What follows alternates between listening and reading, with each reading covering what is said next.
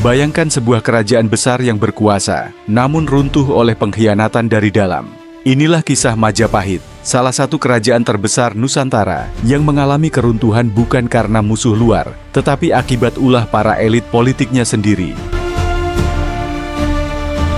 Majapahit, sebuah kerajaan besar di Nusantara, dikenal karena kekuatan militer dan kekayaan budayanya yang luar biasa.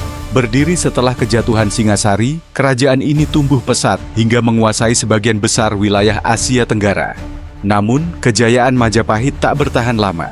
Bukan musuh dari luar, tetapi konflik di dalam istana, ambisi, dan persaingan para elit politik yang akhirnya membawa Majapahit pada keruntuhan.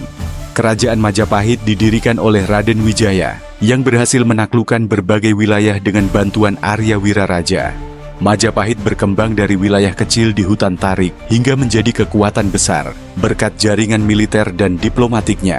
Namun, seiring waktu, ambisi di antara para pemimpin dan elit politik mulai meretakkan fondasi kerajaan. Salah satu masa keemasan Majapahit adalah di bawah kepemimpinan Raja Hayam Wuruk dan Mahapatih Gajah Mada. Pada periode ini, Gajah Mada bersumpah mempersatukan seluruh Nusantara di bawah Panji Majapahit melalui Sumpah Palapa. Di bawah duet kepemimpinan ini, Majapahit mencapai puncak kejayaan dan berhasil menguasai wilayah yang luas. Namun, keretakan dalam istana semakin nyata ketika Hayam Wuruk dan Gajah Mada memiliki perbedaan pandangan dalam kebijakan politik.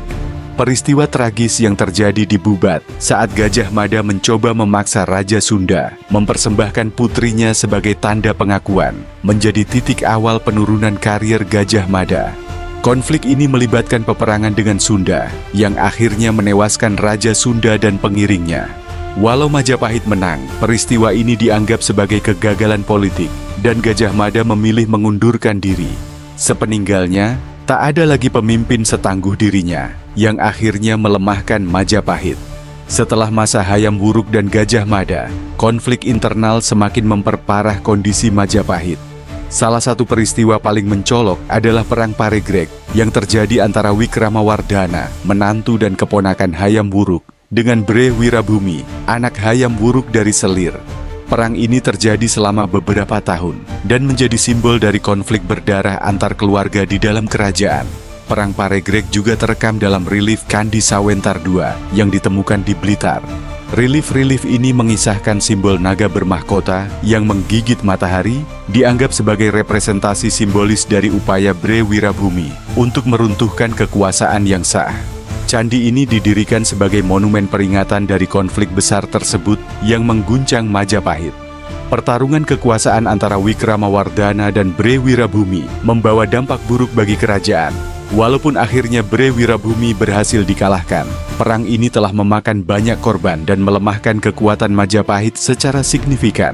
Selain itu, perseteruan antara keturunan kerajaan menciptakan ketidakstabilan yang terus-menerus merongrong kekuasaan. Setelah berakhirnya Perang Paregreg, pemerintahan Majapahit tidak lagi sekuat dulu. Banyaknya pemberontakan dari elit politik yang tidak puas dengan kepemimpinan raja menambah beban kerajaan.